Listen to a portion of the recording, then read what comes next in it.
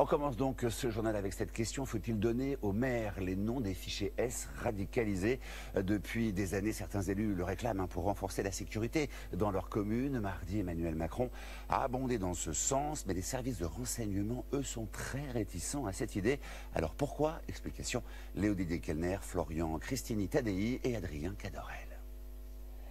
Les personnes qui sont identifiées comme les plus à risque, qui sont dans ce qui s'appelle un fichier qu'on appelle FSPRT, ces personnes-là, pour les plus sensibles, il est normal que le préfet ait maintenant de manière systématique et dans une charte qu'on va rendre transparente, un dialogue avec les maires pour pouvoir échanger. Donner aux maires l'identité des fichiers S de leur commune.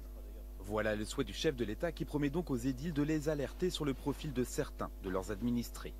Pour les élus qui réclament cette mesure depuis longtemps, il s'agit d'un usage raisonné. Un maire n'est pas là pour faire la police de la pensée, on n'est pas là pour déceler des signes de radicalisation. Par contre, le maire est en droit de savoir, en particulier quand il embauche un fonctionnaire, si ce fonctionnaire est surveillé par les services de l'État pour sa dangerosité.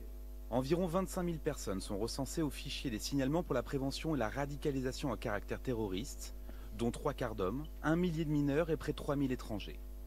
Pour les représentants policiers, les élus n'ont ni vocation ni autorité à détenir ces informations sensibles. Est-ce que les maires, dans ce cas-là, ne devraient pas avoir accès aussi aux fichiers des individus pédophiles? Si le maire a connaissance de ces fichiers S, qu'est-ce qu'il va se passer si un de ses administrés dont il avait connaissance passe à l'acte? Est-ce que ces administrés ne vont pas lui reprocher de le savoir et de n'avoir rien fait? Enfin, au-delà de l'évolution législative nécessaire à l'instauration de cette mesure, plusieurs avocats spécialisés dénoncent des pratiques attentatoires aux libertés.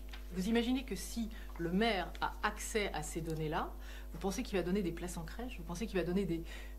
les gens auront accès à tous les services? En tout cas, les fichiers S et probablement leur famille? Je ne pense pas. Je pense que ça aura un effet contre-productif. Le ministère de l'Intérieur devrait formuler des propositions dans le courant du mois de juillet, selon le calendrier fixé par l'Élysée.